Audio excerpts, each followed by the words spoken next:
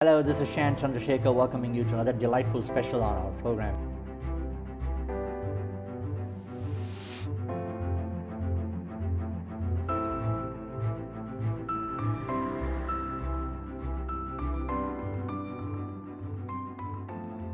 Today we are delighted to open the show with a very distinguished guest from the Southern Ontario community, from the Ontario community I should say. He's a man who's very popular, well known in the Toronto area, leadership candidate. He's Mr. Mike Harris, who is the House Leader, Cabinet Minister, School Board Chairman, businessman, teacher, and in addition to that, of course, he's a Member of Parliament from Nipissing. He brings a wide range of experience to his bid for leadership of the Ontario Progressive Conservative Party. Welcome to the program, Mike. Thank you very much, Sean. Very nice to be here.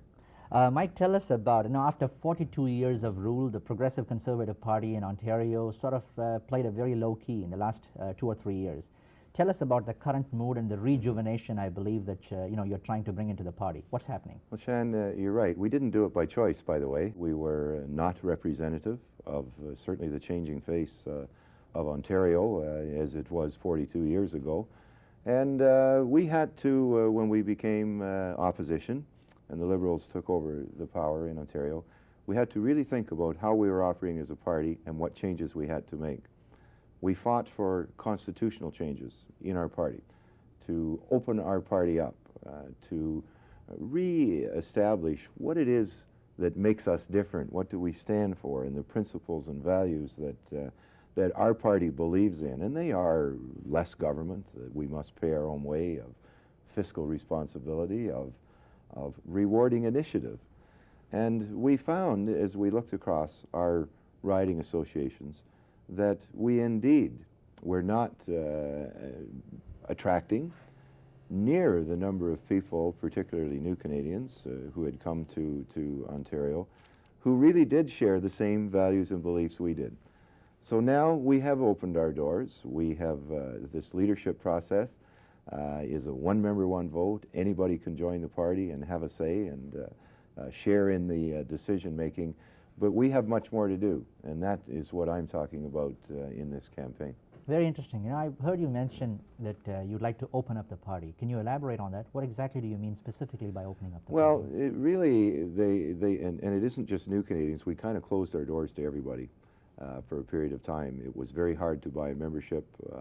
The decision-making was very isolated by a very few numbers of people. And we realized to be relevant both to the issues today and to be relevant to the various communities that make up our cities and towns, that we had to involve many more people. So through this leadership, we have been attempting, modestly successful, I believe, in attracting many people from various ethnic backgrounds, from many of new Canadians who've only been here for 1 year or 1 day or 5 years, that really do believe in the values and principles our party stood for, but had no access to our leaders, to our party. So this campaign, the leadership campaign, by example, is run by and directed by so many brand new people into our party, representative of very many different backgrounds. And the excitement that it is generating, and my elation, is that I am discovering so many new people across this province who share the beliefs that I believe in, but never had an opportunity to participate with our party before. Very interesting. During the period of the leadership convention when Frank Miller was elected as the Premier of the province of Ontario, there were a lot of controversies that went on. And what were the main learning experiences that you have sort of personally learned from that leadership convention that you would hope that you would avoid in the current leadership convention? Well, that leadership convention was very divisive.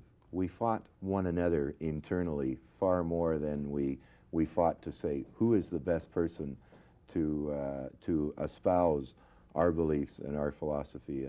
We fought more at each other, if you like, and in that case, Frank Miller and Larry Grossman, Roy McMurtry, and Dennis Timbrow. I think we've learned a lot from that. And the second thing in that leadership process, it was still on the old delegate system where the power brokers made the decision and the selection of the leader. And the third thing is we froze the membership. In other words, no new people could join and participate. So we've changed all those three components that I think were obviously, in hindsight, very bad mistakes. We've opened it up. Anybody can, by membership, participate and join and influence the decision. We have given everybody a direct vote. There is no more power brokers in each riding. And thirdly, we are campaigning far more positively about what we stand for, contrasting that with the beliefs of the Socialist Party or the Liberal Party. And I think we will be a much stronger, more united party when it's over than we were in 1985. That's wonderful.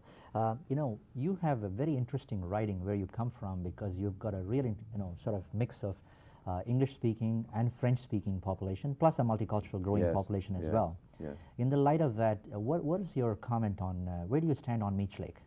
I support certainly the principles behind Meech Lake, which is to accept Quebec, which is to the distinct society. Providing distinct society means Quebec is a majority of the French language, and that's how I interpret it. And I really believe we should pass Meech Lake. I think we should get on to the next stages of flaws that I believe are in the Constitution.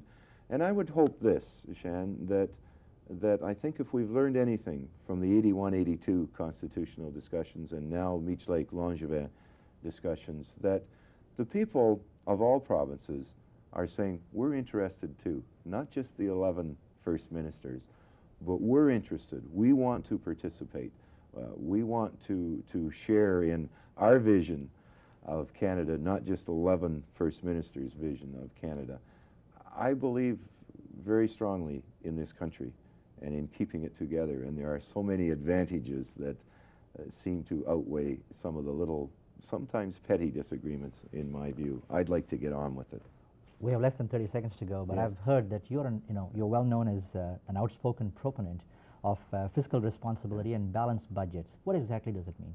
Shan, it means if you want a program, you must pay for it today. It is not fair to take the program as citizens. It's not fair for the government to offer it and then say to the next generation, you pay for it. So that's what happens when you build up deficits.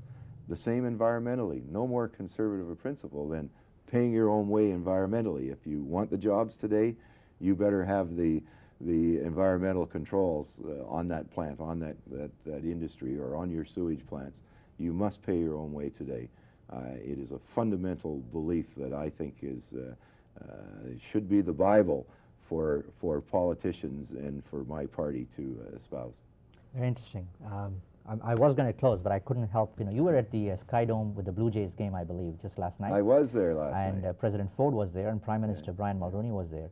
And when the national anthem was being sung, and when the French verse was being sung, apparently there was a little bit of booing in the community. Now, that's not a true reflection of Toronto at all, correct? No, it is not. I think it is a sad reflection on, in my view, a very small minority and a sad state that Meech Lake, the French language, that there are some tensions in our country today.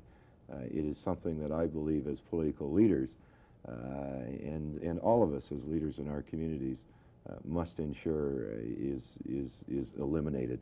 And that's our goal towards that. And I would say that it was a very small minority at the ball game last night. The majority of us were there as Canadians, proud of one of our two Canadian ball teams and proud of Canada. Wonderful. Mike, it's been a pleasure having you on the program. Thank you and very good much. luck on the 12th of May. Thank you, Shan.